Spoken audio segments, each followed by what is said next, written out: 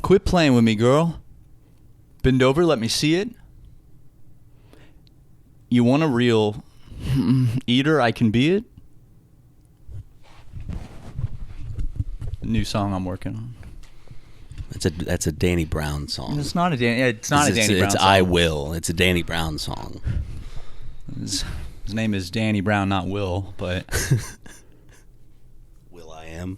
That's will.i.am's new song. will.i.am. Dude, imagine if will.i.am came out with I Will instead of Danny Brown. I would love that. No, imagine if Black Eyed Peas came out with that. dude, back in their Let's Get It Started in Here days. Well, a little earlier than Let's Get It Started. Well, the original version. Yes, that I remember. It's like you. It's interesting to be alive for historical events because I was like there the moment it got taken down. Not like I saw it got taken down, but like I remember kind of like within a week period of like looking up the song. Yeah, it's gone. And like playing it around the office because you were like, wait, what? Oh, wait, why did... Yeah, they don't play this version on the radio or anything. We're going to bring it back. We're putting it back on streaming services. The original Let's Get It Started. Yeah, I will host it on X. Let's get in here. Comedy is back. It's illegal again. I remember like an echoey cough. Dude, maybe just a few like, you know, America's back.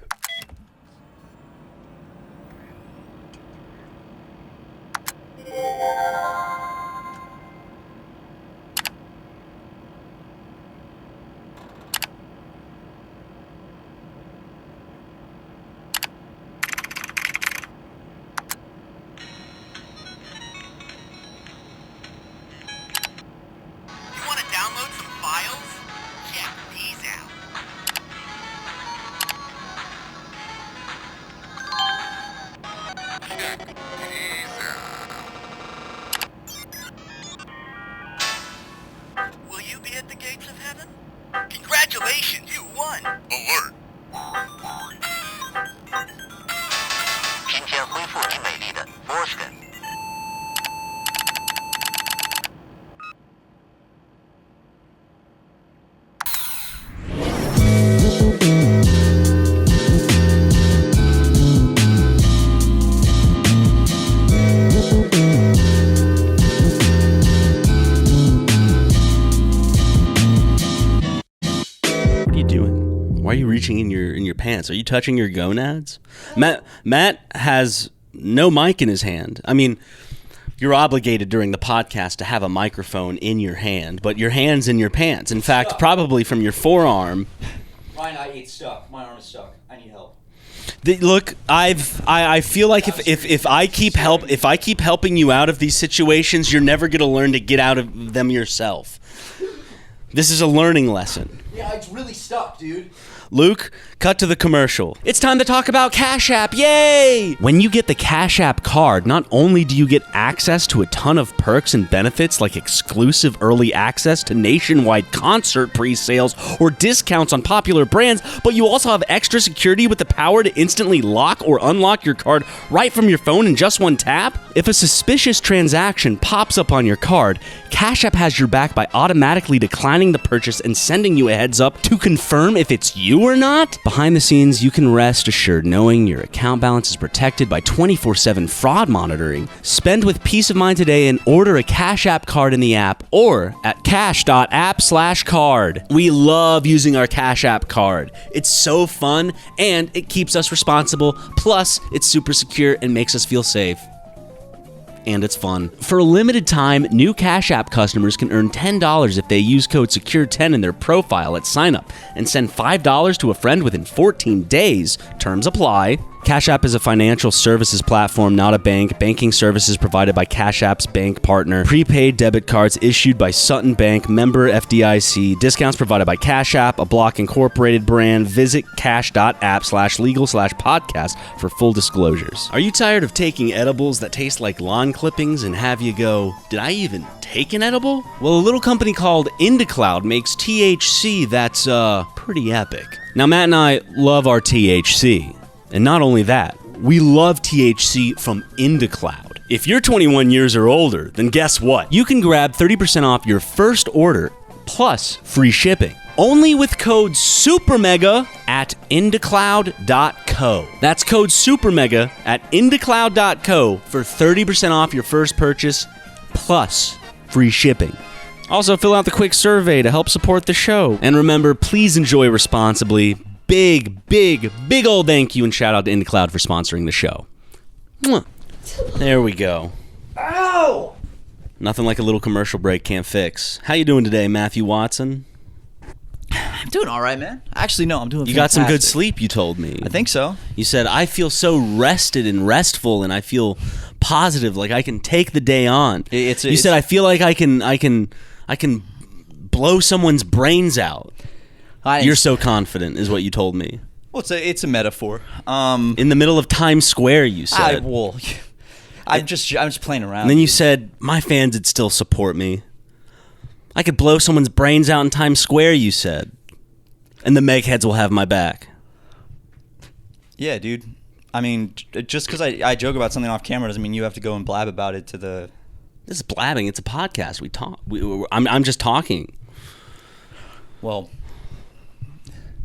I'm just listening. Because when you speak, Ryan, I sit my white ass down and I listen. I'm happy. I'm glad that you do. And I learn. And you learn? I do learn, well, yeah. What was the last thing you learned from me on the podcast? I don't think I ain't no teacher. That's not true. But it warms my heart to hear that you learn stuff from me. So I'm interested. You are a teacher, dude. You're full of wisdom. You know? Wisdom, power, and love. Wisdom, power. Oh, okay. Our God is an awesome God. Hey. I didn't say it. I was thinking Imagine by John Lennon for a second. I was like, wisdom, power, and love. Imagine there's no heaven. It's easy if you try. Brotherhood of man. Still, dude. Every time I hear Imagine by John Lennon, I think of Mark Ruffalo singing his little bit for the fucking the Imagine video the celebrities did during COVID. Well, Brotherhood of man. Well, Mark Ruffalo, he holds the secret, you know? The secret to success. He was also, like, in my opinion, he was the glue that held that whole video together. Without Mark Ruffalo... The Incredible Hulk movie? Because that was Ed Norton in that. No, the Imagine video that all the celebrities made singing during COVID. If he wasn't in that would have been a huge cringe fest. But because he was in it, it kind of tied it all together, and it was inspirational. And Gal Gadot. Yeah, oh, absolutely. She organized it, right? Wonder Woman. The Wonder Woman. She's awesome. What is that? Stop, man. You're getting me excited for a conversation and then nothing happens. Stop, dude. Don't make those gestures like you're about to like go into a fun conversation and then say nothing. Okay. Go ahead. Well, I was just gonna talk about, because we brought up, Wonder Woman. Have you seen Wonder Woman 2, starring Pedro Pascal as Wonder Woman? And no. Oh. He shaved his mustache for that role, and he's on record saying, and I want to get your opinion on this because I think it's an interesting quote. He said that he will no longer shave because he doesn't like the way he looked in that movie. Really? Yeah. Pedro Pascal, the world's sexiest man. I'll tell you something, man. I cannot imagine him without a mustache.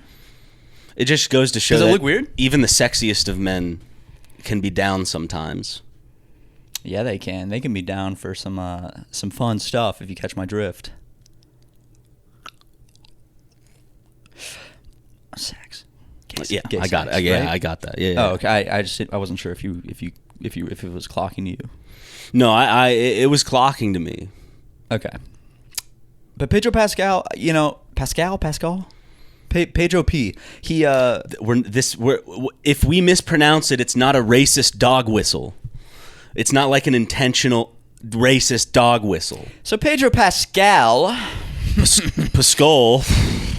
So this guy is where I first saw him was Narcos. Yep. I first saw him in Game of Thrones. No, I thought, because didn't you come to like Aaron's place to like when we watched Game of Thrones? Yeah, I sat in the other room by myself. No, but like he wasn't in those later seasons. But yeah, I remember like because he wins in a rock off with Satan. He wins. Dude, what the fucking spoil it? I'm sorry for anyone who hasn't watched the game. He plays in a rock off. You said he wins. I'm sorry for anyone who hasn't seen Game of Thrones. This guy right here. I didn't mean to spoil the fact that Pedro Pascal's character beats Satan in a rock off and gets ownership of hell and becomes the new devil. He gets his soul back, right? Yep, and a new guitar made of gold. Dude, do you think that would have been a better ending? Like people would have been happier with that one? For Wonder Woman 2? No, for fucking Game of Thrones. Oh, for Game of There's at least then it would have been like even more kind of like, they did their thing. It would have been historic. Yeah. That for someone to woof it that intentionally, you know what I mean? Like imagine if like all these like you got to think of like all these actors' reputations, the directors, the showrunners, and then all the people's jobs on the line, like that work on set. It's like they all just agree. It's like, yeah, we're woofing this. Yeah, we're creating bullshit. I would love to see someone do that. We've talked about it on the podcast before. Like if we ever made a movie, just have it end in like a stupid way. Where like the movie would be famous then because it's like, have you seen this movie? Because it's like, you know, it's really good for like the first 3 quarters, and then all of a sudden I don't know, you just got to watch it. It feels like 2 different movies. I'm just imagining like the directors. It's like, guys, Mr. R.R. Martin, he wrote the finale. The script is here, and they get it, and they're like, okay. He references Pedro Pascal's character, but like now in the book, in parentheses, it goes looks similar to Pedro Pascal to make sure that it's solidified that he looks like Pedro as well. But in the Game of Thrones universe, a portal opens up, and one of the characters sees into our universe for a moment and sees Pedro Pascal. So that way it's canon that they know what he looks like in that universe. You know? Then it makes sense. God, honestly, dude, if George R. Martin. George R.R. It's 3 R's. George R.R. Martin. Yeah. If I think he could do something incredible, and he could stick it to all his annoying little fans, and he could just woof it. He could just write the most bullshit ending, but it's canon because it came from him and it's a part of the like canonical series.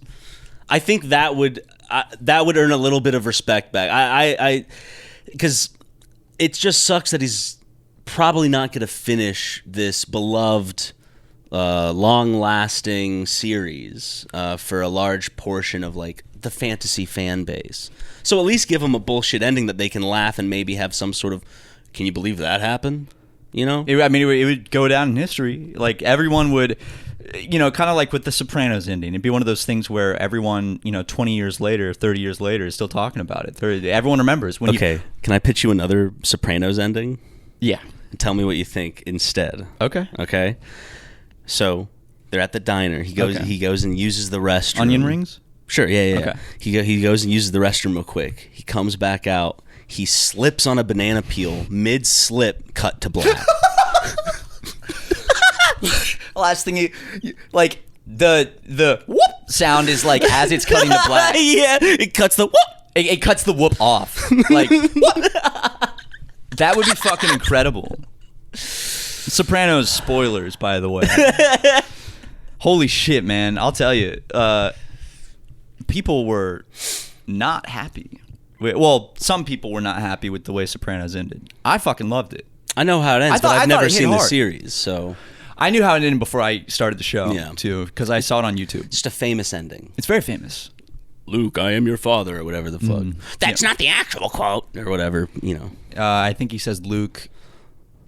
No, he says no. I am your father. Yeah. Yeah. To his son AJ. It's a great ending though. His son AJ. Yeah, that's his name in the show. It's Star. Wait, what? In Sopranos? Yeah. Okay. Dude, I need to rewatch Sopranos. That show is fantastic. I watched the whole thing in about 3 weeks. Dude, Tucker, I told Tucker, I was like, dude, you got to watch Sopranos. And he's like, okay. So Up until the last episode. Yeah, he started watching Sopranos and he binged it. He's like, I love this. And he watched everything up until the last episode. And then he was saving it because he wanted to, I don't remember why. It was like his laptop wasn't working well or something. And he wanted to like wait until he could watch it on TV and just forgot and never watched it. So he watched the whole series up to the final episode and then just. King. Yeah. That's some king shit. Not as bad as Darwin, though, with the curse. That's honestly the worst. Watching the finale first. Dude, I don't. Yeah, that's insane. That's what he gets for watching it illegally. Or was it like watching the first episode and then the finale? No, he watched the finale as the first episode. We told our social media boy like you Darwin. might as well not watch the show. If He didn't. I mean, you should still, but like it just kind of takes so much out of it. We kept telling him like he would like it. We're like, dude, you got to watch The Curse. Because he had never seen Nathan For You. He watched that and was like, this is amazing. And then he watched The Rehearsal and he was like, this is awesome. And we were like, you got to watch The Curse. So this is what he gets, though, for illegally not supporting the show. He went on some like website to watch it illegally. And Scumbag. I know. And the problem Criminal. was, I think it was numbered, so it's like 0. I don't remember what it was, but basically they were misnumbered or something. He clicked the finale thinking it was the first episode of the series and watched the whole thing and was so confused. And then he started the first episode after that and was like, what is going on? And then after like the first episode, so he watched the finale, even the first, he texted me, he was like, this is like, and then he was, then he realized. And honestly, he should still watch the whole show, but with that show specifically, if you watch the finale first, it's just because the fact that it's a show, like if it was a movie, because the movie's only 2.5 hours, like if you had the twist of a movie spoiled for you, I feel like that's fine. Like you're not putting in that much time. It's 2.5 hours at most, probably. But for a show, it's a build-up. It's a long fucking. How many is it? Like 7, 8 episodes? 10 episodes. Yeah, it's 10 episode build-up. Each episode's ranging from like 30 to 50 something minutes. Mm-hmm. So it's like there's a lot of time invested into that. So it's like if you have the twist or the big moment happen, and like I can't say anything without, because I don't want to spoil anything. But it's just like it's I don't know, even saying there's a twist kind of spoils it, and I feel bad. Not even a twist. I wouldn't even call it a twist. My thing about the Curse is I'll just say I've never ever seen a show or film or piece of media that did what this did. I would say that it's just kind of like, and it's worth watching. I wouldn't go into being like expecting a twist or anything like that, because I view the finale more as kind of like, you know, in a movie how you can tell like there's this 20-minute segment where most of the budget went to. Mm-hmm. It's like you can tell the finale, like most of the budget went to the finale. At least that's how I feel like. No, like I feel like half of the budget went to the finale. Yeah. Well, but, I feel like, and I like the grandioseness of like, oh, you're building up to like this. There is a payoff. The finale is a payoff, and it's. Dude. That's. You know how like when you show a friend a show or a movie, and you know, but there's like a big part coming up, and you're just like kind of like. I don't know if you do this, but for me, I'm like, I'm getting excited because I'm like, oh, God, what's the reaction? I can't wait to arrive. When we watched the finale together, I was just like, ooh.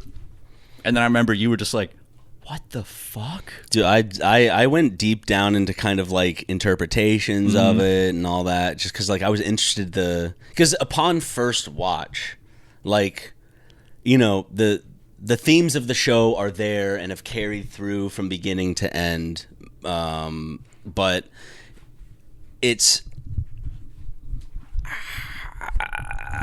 I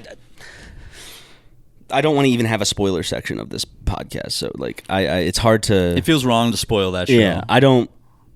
I want to be careful in talking about it anymore because we've already like built it up. I don't want to build it up where it's like, guys, there's a big twist. Yeah, I mean, obviously, it's the finale of a show. Something happens, but it's a very, very interesting finale, and for an interesting, it's not show. your atypical finale to a show that you would just think like. Yeah. It's hard. I don't want to say anymore. All I would say is if you like Nathan Fielder or the Safdie brothers, I would say if you're looking for something to watch, just go watch The Curse. It's on it's Showtime, so I don't know if it's on like Paramount Plus or I think Amazon. If you have a Prime membership, you can watch it. I'm not sure. The pacing. I'm not gonna say it's like, weird. Yeah, it's not like. When that show came out, I was expecting a more like I guess traditional pacing or whatever in cinematography, and it's across the board. It's weird, and it's very like off-putting and makes you feel very anxious. It's its own thing. Yeah, like I can't say like, you know, there's a lot of crime shows out there, Numbers, Criminal Minds, Law and Order, CSI, all that stuff. Like I can't really put this in a category of show. It's like its own like thing. Hey, and the main pirate from Captain Phillips is in it. Yes, he is. The one that says, "Look at me, I am the captain now." I love to see that he's like still in shit too, and stuff that like we're still watching. Not just like stuff that's thrown onto like. I'm sure he's like a CSI spinoff. Yeah. You know? Stuff that we wouldn't see other than like seeing like it brought up on social media. He's like, he's still working. Look, it's like he's actually in the media that we still consume. Well, it's funny. It's kind of this full circle moment because on Nathan For You, there's a moment where he. Do you remember on Nathan For You? I think the first season there was the security guard who was like obsessed with large breasts. Yes. So they tried to make a reality show. show. Isn't Trisha Paytas in that? Yeah, episode? she is in that episode. Yep. But Nathan tries to make like a reality show about his obsession with breasts, and they go and they pitch the pilot to like executives, and Nathan tells them to like do some small talk about the industry to get like to show the executive that like he knows stuff. And the fact that he says in like the boardroom meeting, he's like, you know, actually the pirate from Captain Phillips, after the movie, he couldn't get any more acting roles, so he just went back to drive. He's just driving taxis now, and he's like, interesting. So it's kind of funny, full circle, that they talk about that in Nathan For You, and then in The Curse, we see that he gave him another actor because the guy likes acting. Yeah, he's great too. He talks about it too. Like he's in Good Time. He has most of the interviews that I've seen of him was when he got, because whenever Captain Phillips came out, a lot of people had their eyes on him because it's like, who is this? He wasn't an actor. No, he was. Wasn't he just like some guy they found? Mm-hmm. Like I don't remember, but like I thought he was a local, right? Yeah, I think so. And he wasn't an actor, but he did a really good job. They did a large casting call of locals. Maybe I'm getting the story wrong, but I could have. He either was literally like freshly plucked from Somalia, or he was living in New York City driving taxis or something, and they found. I don't know how they found him, but then. After that, I know that the Safdie brothers he was in Good Time. Remember, he played a security guard during the carnival part, and then they pour like a entire bottle of LSD down his throat, and he's like freaking the fuck out. When I saw I hate that I was scene. Like, fuck, dude, I hate that scene because, like that would fry your brain forever, and like they don't know what's going on with him, and they're like strapping him down, and I hate that. But that's probably why they got him for The Curse, because he was in A Good Time, which is a fantastic movie. Okay, so I like me, I got some truths mixed in with some non-truths. So they did have a large casting call, but it was held in Minneapolis, Ohio, and San Diego. Minneapolis there were has- like 700 like it was a huge fucking casting, but they were intentionally like they sought authentic Somali Americans for the roles, and the final four were chosen for their natural ability and ability to perform well as a group. So like they were specifically like wanting to cast Somali Americans, or like people like they weren't. Okay. You know, it's not just. They need they have a Chinese character in a script, and so they go through a casting call of Chinese, Korean, you know, like Right. they want it very authentic. intentionally went, Well, also, not to the extent of getting locals. yeah, but Minneapolis, if I'm not mistaken, I feel like I remember learning at one point that Minneapolis has like a really large population of Somali immigrants. Ooh. Or some city in that region of the country has like a really big Somali population. So that probably would be why they did the casting call there. But Captain Phillips, great movie. Sorry, in my head I went back to like, yeah, casting call like in Somalia, like they like pirates. Come on, like Hey, any pirates? We're looking for pirates. Not. I mean, if you're a real pirate, that's all right. But for this, it's fake. It's not. You're not actually going to be robbing a cargo ship. It's crazy. There's still pirates out there. Yeah, but you know they're not with peg legs. They're not or- yo-ho-ho. They don't have like parrots or monkeys and They have stuff. fucking motorboats and machine guns and tank tops, and it's not cool. It's not. They should at least play loud classic pirate music from a megaphone or something as they're rolling up. Like, imagine You know? Captain Phillips when like he sees them approaching, and like they come over the radio. Like you can just hear like in the background just like. They're playing like the Pirates of the Caribbean theme of the Black Pearl. Like I wish Somalian pirates would at least just play into it and just at least dress up. Yeah. Like when they're going to fucking like rob an aid ship or something, it's like put on an eye patch, you know, put on the hat. I don't care. Like you could still have your machine guns and, you know, do whatever you got to do. But like, I don't know, just play the part. Put a fake parrot on your Think shoulder. of the changes in marketing that would do for them. You know, like, you know, people view them as villains because they're in these motorboats with machine guns, AK-47 looking things. That's scary. What they need to do is maybe have like a big blunderbuss, and they're putting like forks and like dirt and gravel and a bunch of other bullshit, like old classic pirate shit. Just clanging off the side of the cargo ship. And like, you know, they Get got a cannon. Have cannonballs. Dude, that would be awesome. Like, I mean, just thunk on the side of like a modern vessel. could you even like if you shot a cannon at a cargo ship, would that even fucking No, go. It would just boom. Yeah. Like that would be cool, dude. Honestly, I mean, aim for the deck. That's true. And Don't. Come on, guys. Don't aim for the deck. listeners, I know you might partake in some piracy on the high seas. So off the Horn of Africa. So don't do that. But that would be so cool if they played into it, like a flintlock pistol. Ooh. Fuck the AK-47. They're wearing like beautiful red and like gold tasseled shit. Yeah, With a dude. big old hat. And With a- imagine with a feather the size of your head. exactly. Two of your heads stacked on top of each other. That's how big the feather would be. That's a big fucking feather. Like Captain Hook and Peter Pan. Imagine, you know, they got the fucking muskets, so like they're trying to shoot at the ship to make them stop. Because in Captain Phillips, they're pulling up, going pa pa pa pa pa. But they got to do the thing where like they pour the powder into the barrel and then like all that shit. They get a harpoon gun and they have to like swing from, and they have to like crank this giant pole up, launch a harpoon, so then they can swing from it to the deck. And they're holding like what are those?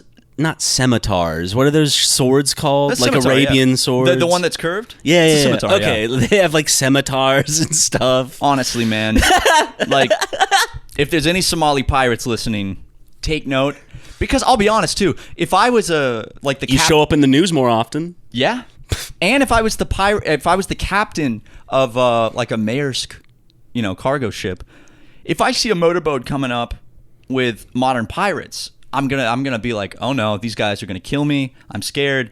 But if I see them rolling up and I pull out my binoculars and I look and they're dressed up like pirates, well, let's hear them out. I'd be like, guys, Let's parlay with them. hold on. Parlay? Let them up, because this is interesting. They're not gonna harm us dressed like this. Yeah, so that's our advice to any pirates out there. And speaking of pirates, here's some ad reads.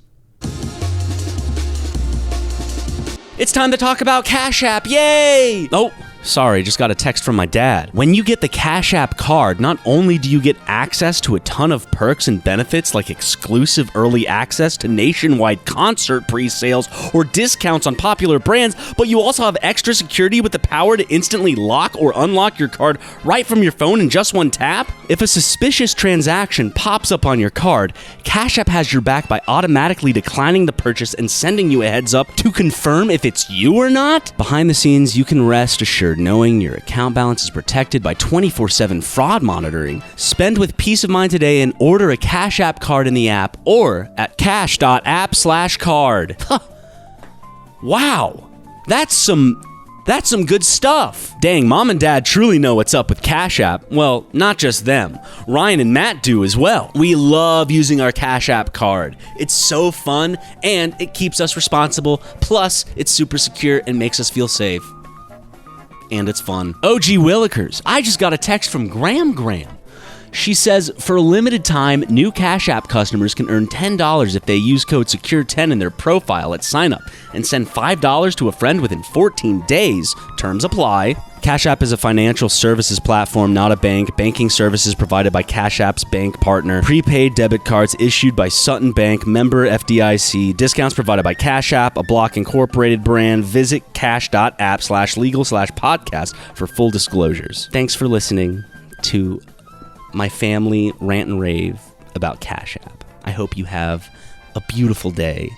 Thoughts and prayers to all of you out there, and go Tar Heels.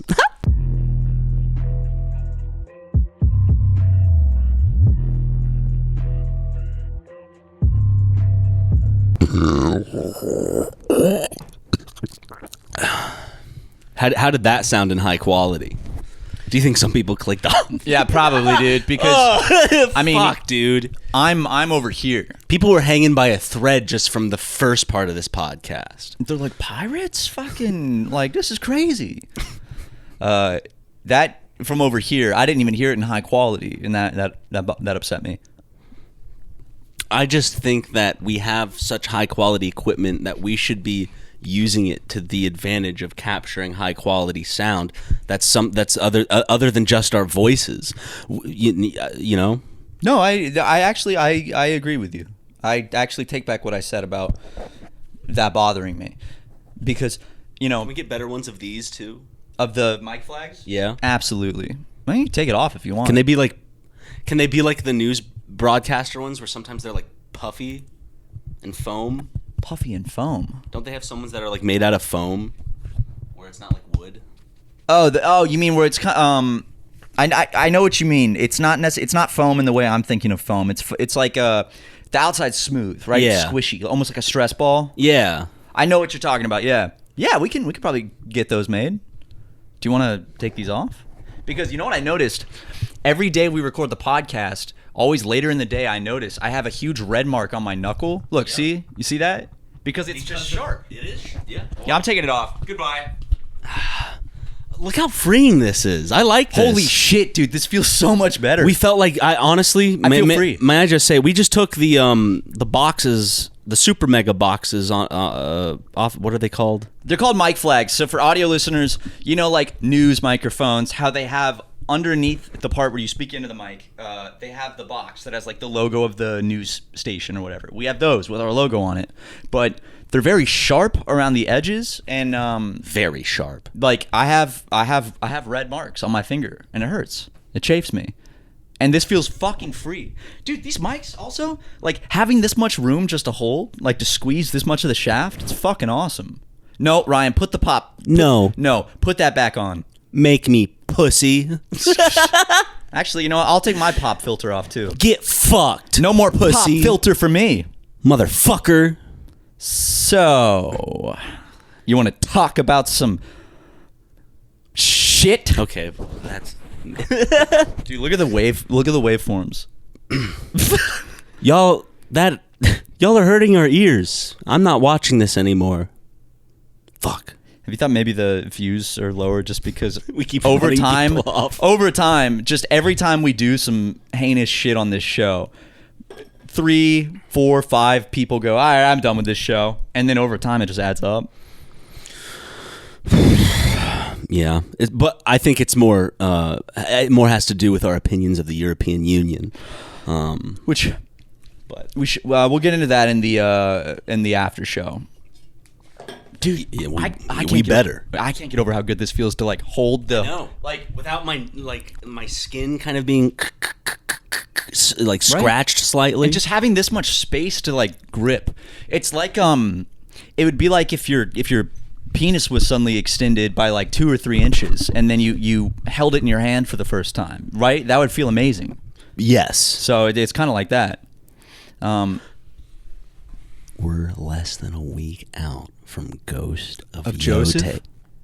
I get the name wrong. It's Yote. Yote. I don't know why I keep saying Joseph. Yote. Yote, what's up, dude? Ghost of Yote. Yote. The reviews have come in. And you're not reading them. No. Well, I read them, so let me tell you all about it. So basically, what if I just started going off like all the real actual facts? Just like all the plot points. The only thing I've heard is like it is a very safe sequel, which I don't mind if it's more of something that I enjoyed. But we'll see. I have to play it. But they weren't saying it. They were saying it as kind of like a positive and negative. Do you like?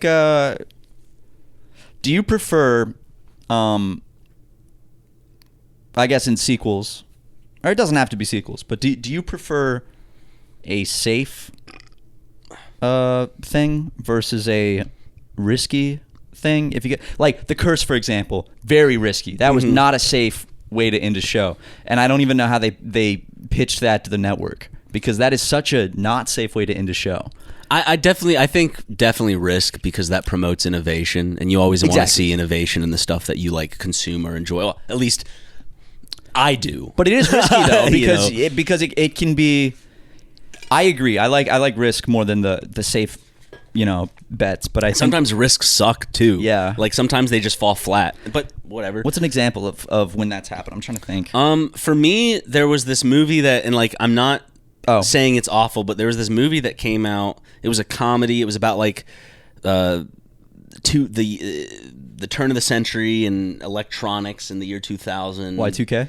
Yeah, it was about Y2K and a virus. I wanted to that see went out and that. started killing people, and like for me, that like it works better as a SNL fake trailer than it does an actual movie. Like I enjoy the fact I enjoy a lot of the people in it, and I enjoy the fact, and I like the fact that movies like that exist. Just for me, it fell flat, and I didn't enjoy it.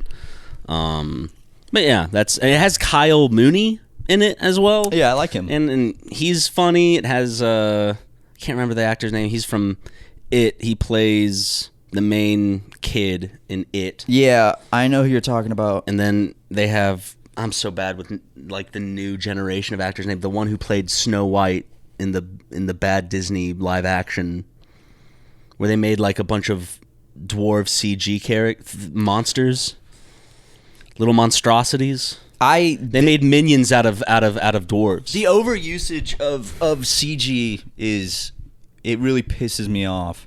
And let me get back to this real quick. I think for me, a movie that took a risk that I did not like at the time, maybe I'd have to rewatch it now, would be 10 Cloverfield Lane. Well, that one, because you start reading the backstory of it and you see that they did make concessions with the original Script. plot. Yeah, the script. 'Cause they bought and the just script. the original vision, and they screwed the end J.J. completely. Abrams went, like aliens. I don't know. J.J. Abrams literally was like, oh, he bought this incredible script. The original script is so And much better. The ending is like great. Like the ending's great, and he took the great ending and went, actually no, we're gonna aliens. It's not even like a restructuring of the ending. It is It's just just like fucking it. an alternate ending. What if this movie... I love It kinda back when removes the movies whole- had alternate endings where it's like, y'all didn't like solidify like a wrapping up point for this. Like y'all shot multiple endings. Oh, on like DVD? Yeah. You get like they have like with an alternate ending. Yeah, it's like what... most of the time alternate endings, though, were kind of like shitty Marvel type endings where it's just like a little gag at the end or Right. something like that. But the idea of it's funny.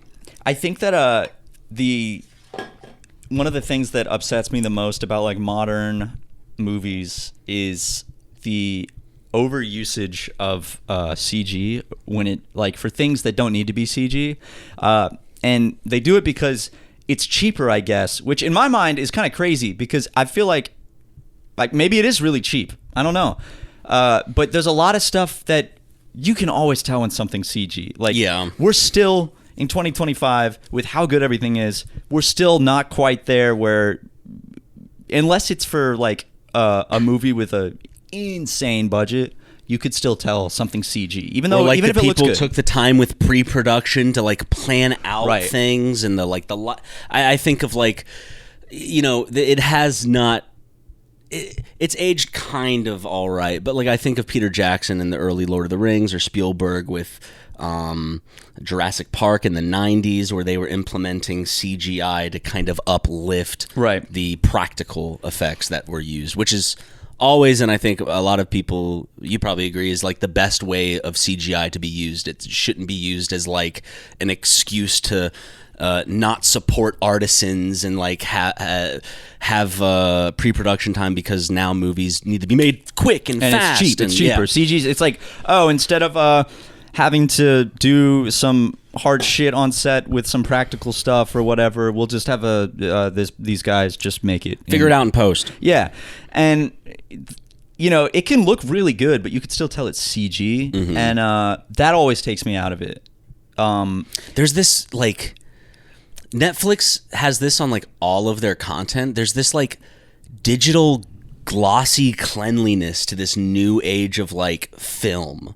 I don't know if I can't really explain it other than that like I can tell when a Netflix show is a Netflix show because it's this like faux realism where most of the time they are filming on these either blue screens or these new kind of LCD screens, which are interesting technology. And By the way, when I was looking for sets to book for our last sketch, did it have one of them? No, I found a studio that has that though. Oh, that's cool. Yeah. I mean, like stuff like that is cool, but it adds to this like overall. I remember going like behind the scenes and extras on DVDs and seeing like these people had to travel to some location and film on location, and it was like people are getting sunburnt, people are running around getting tired, like being on set.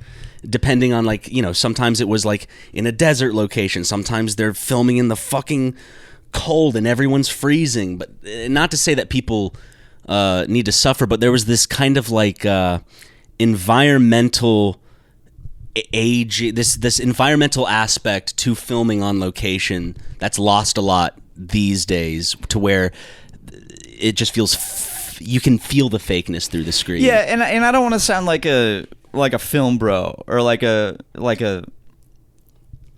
I guess it's like there's something about when they go out and do that. It's almost like there's a sense of appreciation for like the art of it more, right? Well, Where it's like Lord of the Rings, for example. They went out and they shot that shit like in New Zealand, I forgot which character, maybe it was Orlando Bloom, but like he had to like be in a fucking like rapid river, like almost drowned. And I feel like nowadays, like they're not gonna actually go out to New Zealand to go shoot this stuff. It's gonna be on a soundstage with like a blue screen, like what they did for The Hobbit. It's and like it would still look really good. It's the production differences between Lord of the Rings and The Hobbit, right? Whereas like Lord of the Rings had all like a lot of practical, but mixed with CGI to lift it up. And I get it. There's obviously in movies, there's a lot of stuff that you just can't do without CGI. You know, it's like there's a lot of stuff where it's like there's no way to do it practically. I mean, the thousands of orc soldiers all being CGI in the original Lord of the Rings, like that like of course you're not going to get like 100,000 extras to stampede. Like that's just a hazard too. I actually watched it behind the scenes of how they did that, and it was really insane. Where they mix real with how the orc stuff. I saw behind the scenes of how they did it, and did they create like an AI type of thing where like it was like a simulation where they didn't have to individually animate each orc in a sense, like running type of thing? I don't remember. I just remember seeing them basically like creating these groups and then like duplicate. Okay. I don't know. It's been a while. I just remember seeing it because we had the DVDs. It's gonna pop up on my YouTube recommended now. Heard you talking about this on the podcast, Ryan. I love when the algorithm throws me some bullshit. That's like I told you recently it threw me Leroy Jenkins. Dude, that's awesome. It's still on my recommendeds. I need to watch it to get it off. My recommended algorithm is one of the most insane fucking things ever, and I love it. I'll get recommended a live stream with 2 viewers, and sometimes I'll jump in like on the SuperMega account and just like go and chat and be like, "What's up?" And they'll be like, "What the hell?" And then I'll just leave. Check. Yeah. It's fun, but yeah, it's CG is a great tool. I just hate when it's overused to cut corners where I feel like it just kind of removes some of the magic. I don't want to. Yeah, because like what I was gonna say to kind of like backtrack just a little bit.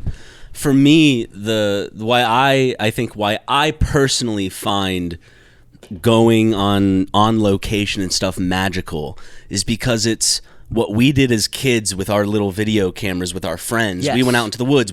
It's that just taken up to the nth degree. Yes, you know, that's a great way to put it. That's where it's like there's this like nostalgic magic that I find in like, oh, you can like go out with a big budget and get this stuff done. There's something that's fun and adventurous about it.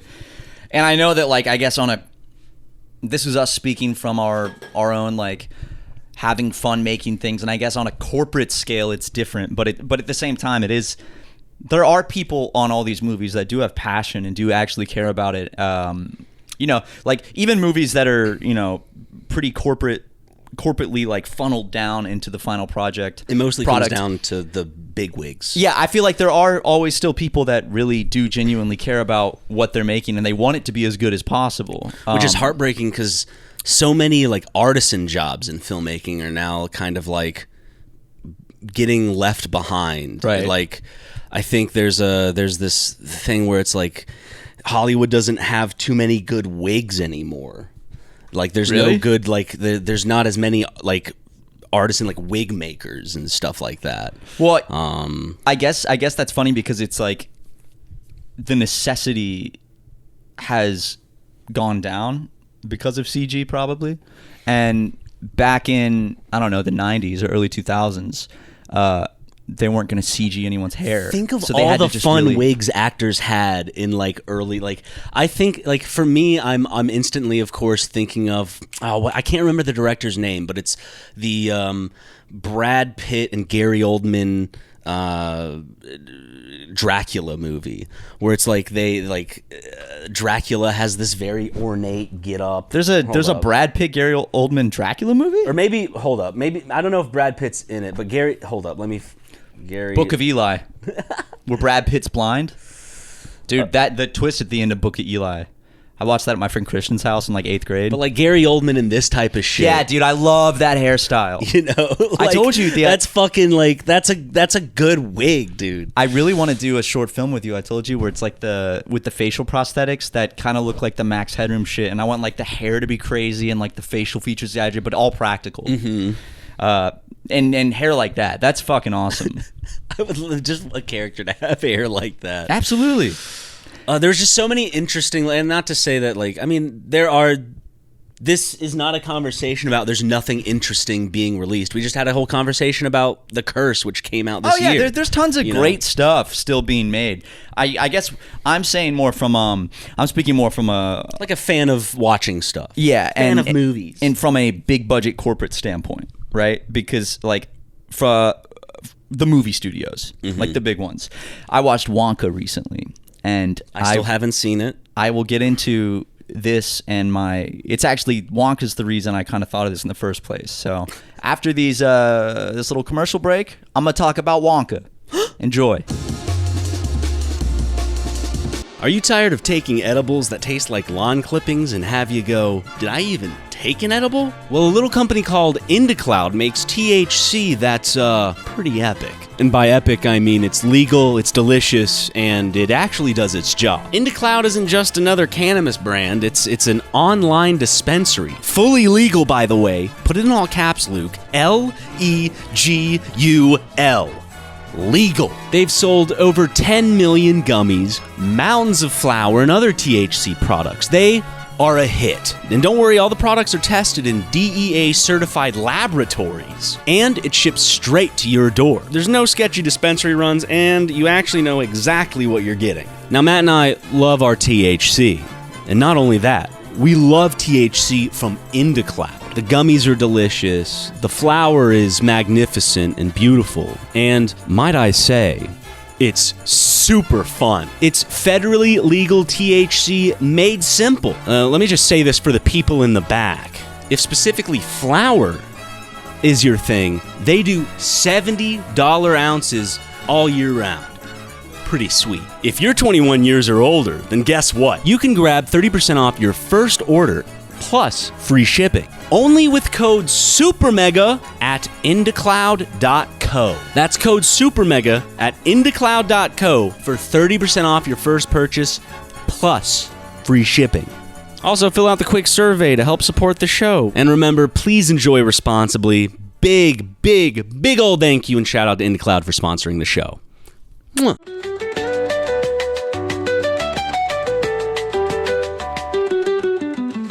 It's Wonka time, baby. Yeah, it's time to get Wonka'd. You promised the people that after ads, if we have any, if we had any, I meant we might not have. Yeah. No money for us. You were going to talk about not Paddington, although it is the same director, Wonka. Yeah. So when I first saw the news, take it back to like when you were a kid. Give people context. Okay. When I was a young lad, mm-hmm. I watched Willy Wonka and the Chocolate Factory was the original, mm-hmm. and then Charlie and the Chocolate Factory was Johnny the Johnny Depp. Depp. Okay, Willy Wonka and the Chocolate Factory. I watched that a lot as a kid. Love that movie. Very nostalgic. With Gene Simmons. Yep.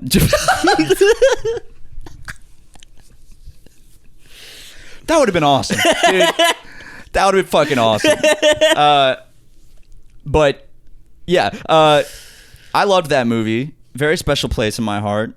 The song "Pure Imagination" still to this day is one of those songs that when I hear it, it just You get elated? I do get elated. It's like such a warm Word of the week, by the way, elated. Mm-hmm. The definition's right there. Yeah, but I mean, it makes it easier for us. Exactly. We don't have to look shit up. Thank you, Luke. But then I read the book by Roald Dahl. The book's great. More like Rude Dahl. Ryan, come on, man. You got to stop with that. You got to stop with that. I'm so serious, dude. I'm just disappointed. Where the sidewalk bends over. That's Shel Silverstein.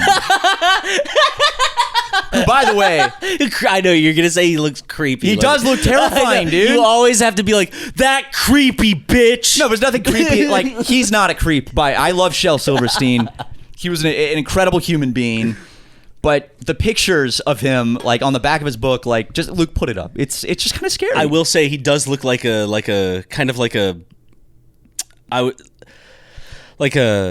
40s Russian scientist. You know, he has that vibe, I guess. But instead, he just wrote whimsical poetry. Yeah, exactly. Yeah, but I read the Willy Wonka at the Chocolate Factory. The book, fantastic book. And then Charlie and the Chocolate Factory came out when I was a boy. I saw that in theaters. I loved it, dude. Made me uncomfortable. Really? Yeah. Why?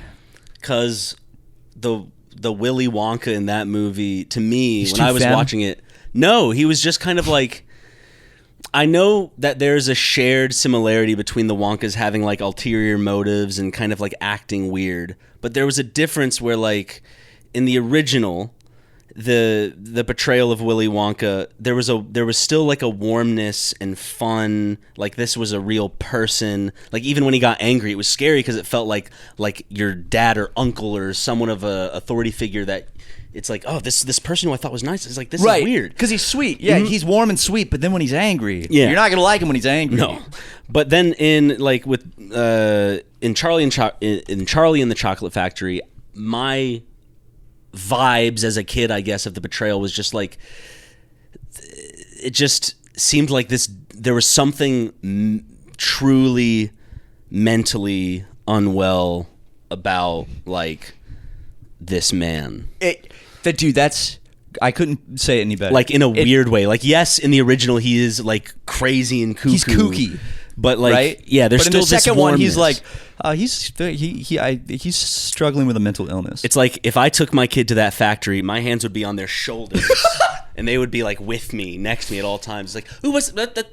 Just we'll go there slow. We'll walk. We'll see. I mean, bro, he basically had like kind of like the berries and cream haircut. Like Yes! it's like any grown man with that haircut. I'm sorry, But like, it just like it. I'd have to do research because I don't know if this was like the person who wrote it and Tim Burton as director like kind of envisioned Wonka in this way, or they just let Johnny Depp do his Pirates of like work his magic like he did with Jack Sparrow, because like Scissorhands. Yeah, it's like these he creates characters, and it is a character. I will say, I guess like the best vibe he reminds me of in that movie. He reminds me of a guy that would have been in like a scene band in like 2010 that has a lot of allegations. Yeah, like, and you're not surprised by it. It's also because it's like it gives off slight. Oh, what's his name? Let me figure out. Let me find the actor real quick.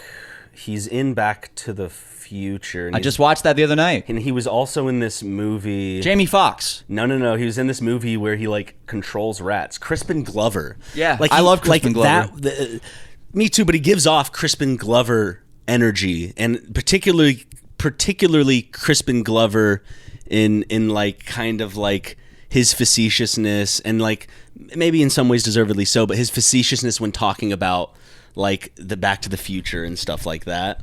Because he doesn't have decent memories because he kind of got he got fucked over because if I don't know what I haven't seen him talk about Back to the Future. I've seen him perform in Back to the Future. Well, he wasn't in 2.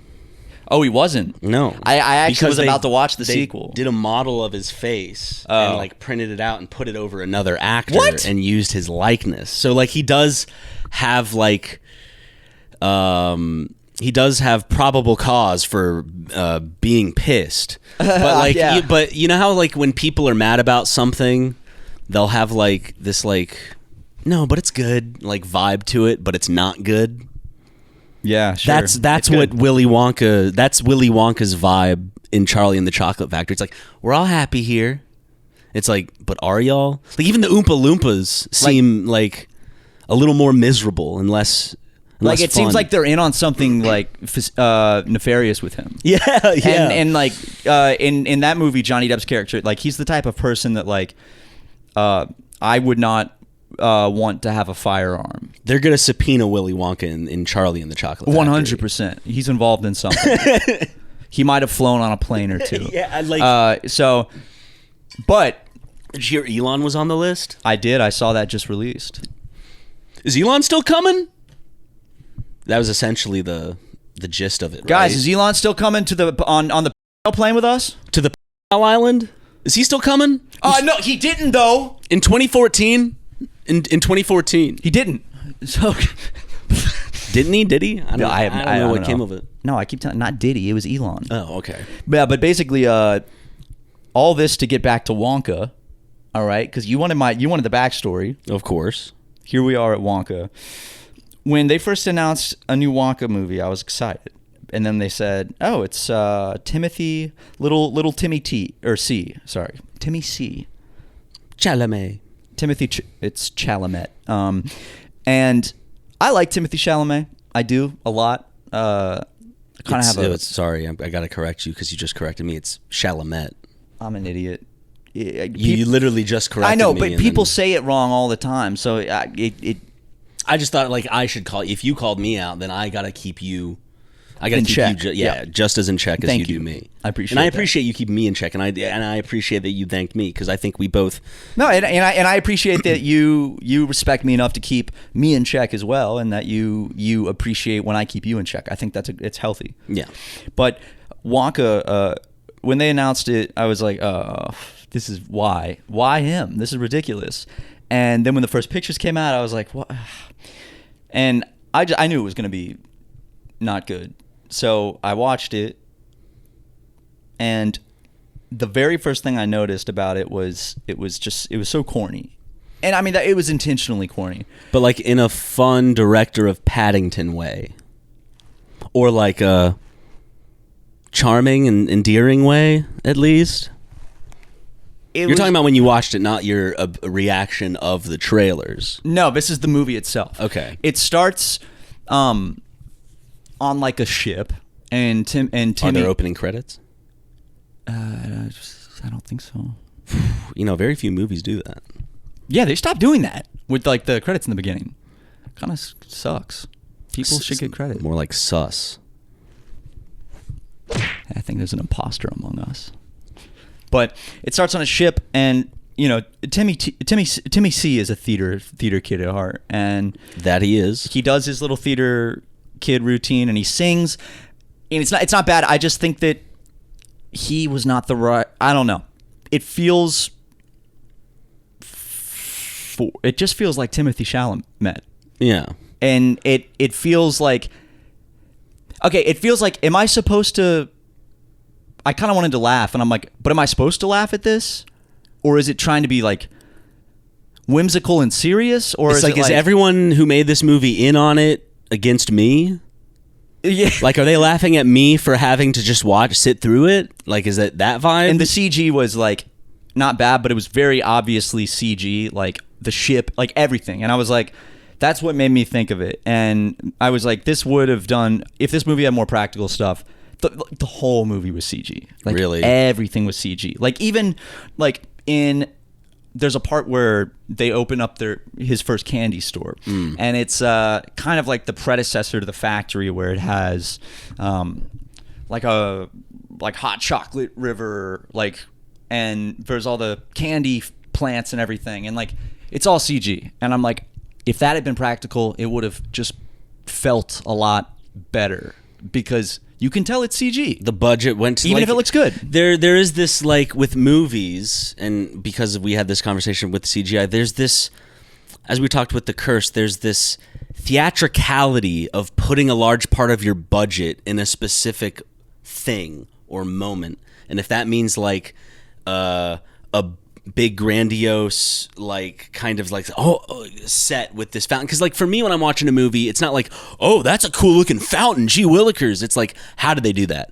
That's actually incredible that they managed to like make something like that. Is that real? And that's who like made this? A lot of the magic of the first Willy Wonka and the Chocolate Factory movie is, obviously they didn't have CG back then, but a lot of the magic is when they first enter the like candy room in the factory, right? And it's this massive sprawling like landscape of everything made out of movie, candy. by the way. What? Same with Epic Movie, by the way. Yes. Because there was no CGI in that scene as well. Wait, that was all practical, wasn't it? Mm-hmm. I mean, Yeah. you got to give them credit where credit's due, right? They had a lot of different sets. They had a pirate ship that they rented, like off of some harbor somewhere. Epic movie. I gotta give them credit where credit's due. We gotta watch that on Uncle Sleepover. Have we not? No. Did I only show you that for fun or something? I don't remember seeing it since I was in middle school. Have we never watched that together? No, dude. I remember from the trailer. I remember the pirates. What of the Caribbean? So classic. I remember laughing my ass off at like he's drinking the chocolate river and he's like, "That's the sewage." And I thought it was so funny. Kevin Hart's in it. Sign me up then. Kevin Hart's performing in Saudi Arabia soon.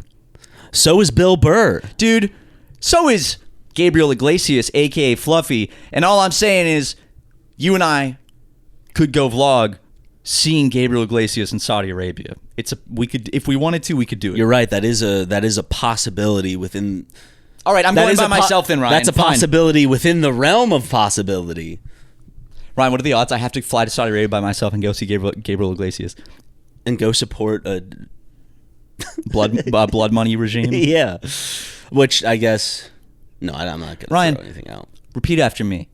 There's no ethical consumption under capitalism. So I can go watch Ģebril Iglesias and laugh myself unconscious in Saudi Arabia and feel no guilt at all. I just remembered Pete Davidson's going to be there too. I'm there for Fluffy. Man, you know some of them got paid millions. Like Bill Burr is dude, probably they're not bringing in so much fucking money. They knew there was going to be a big backlash to this, right? So it's like, for those who are unaware, there's a big comedy festival with a bunch of big comics like Kevin Hart, Dave Chappelle, Bill Burr, Ģebril Iglesias, Pete Davidson. It's just weird because Louis C.K. It's like it rings a bit hollow with Bill Burr. His that one upset, like his comedy and his shtick. The rest of them, I'm like, I kind of, not that I expected it, but it's like, yeah.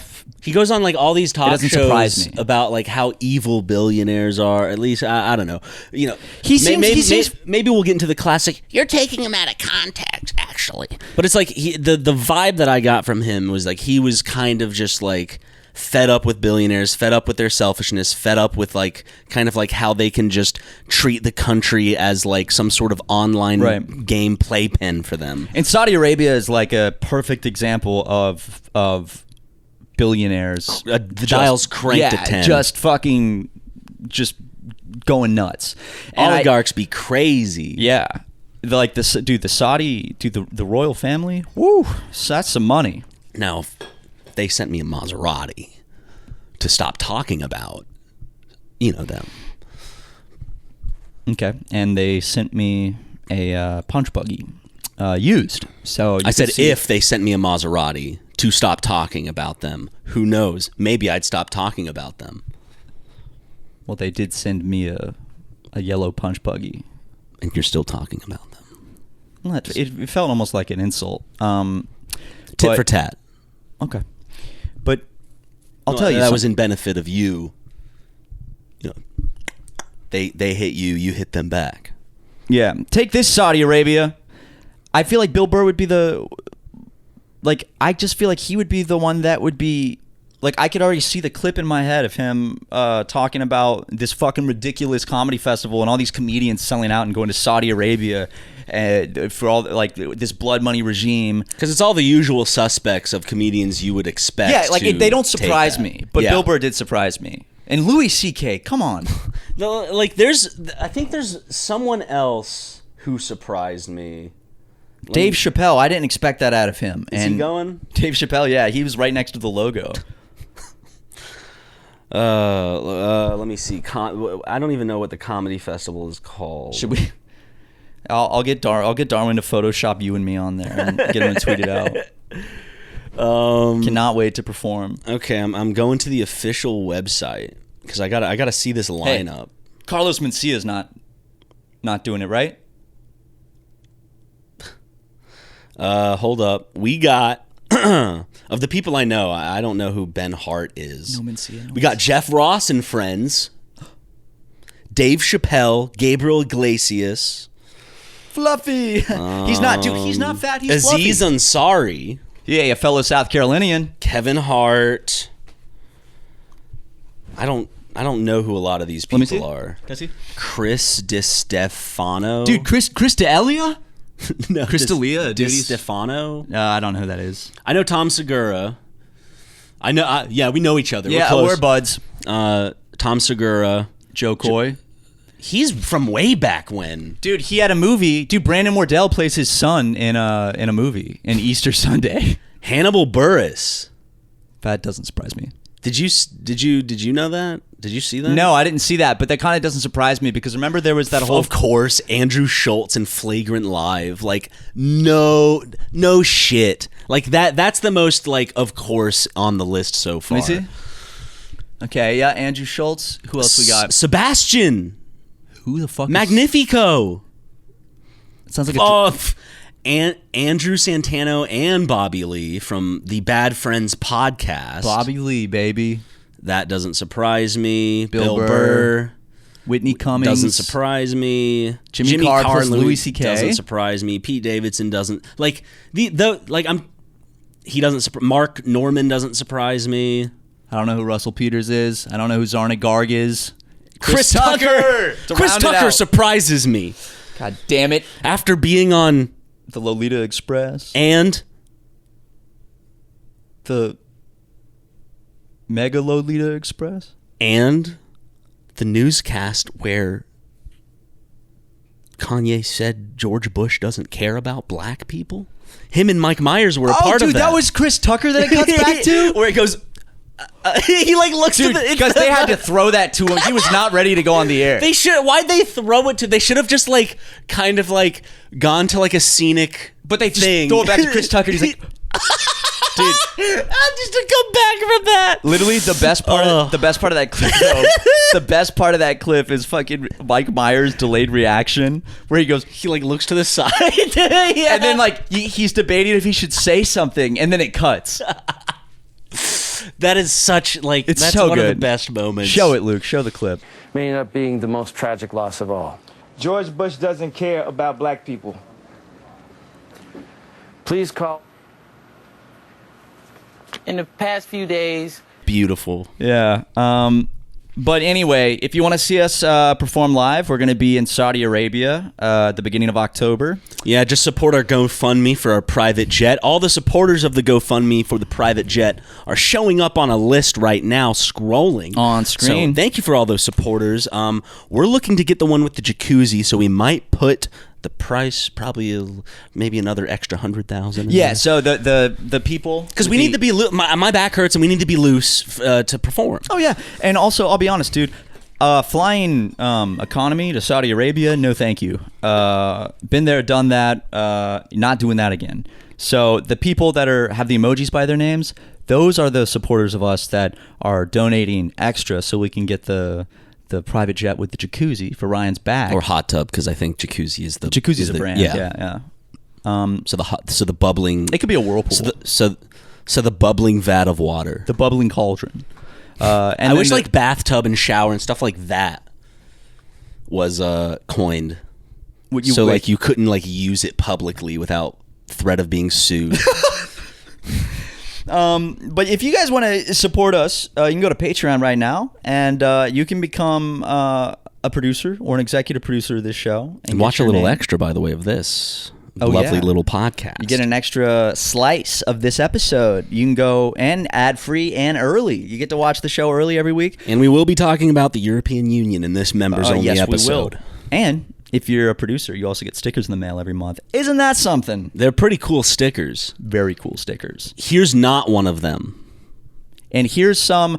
See, I don't know when exactly this is coming... So that's why I said here's not one of them, so they know at least they're not getting that sticker. Here's a past one. A different past one from the one that Here's an Ryan example of a previous sticker we've released. Bye. And, you can breathe helium just fine. People don't realize this. Breaking Bad quote. That's what Walt says to Jesse in season 3. When Jesse goes, "Mr. White, I can't breathe." He goes, "Jesse, you can breathe just fine." And they're filling the RV with helium.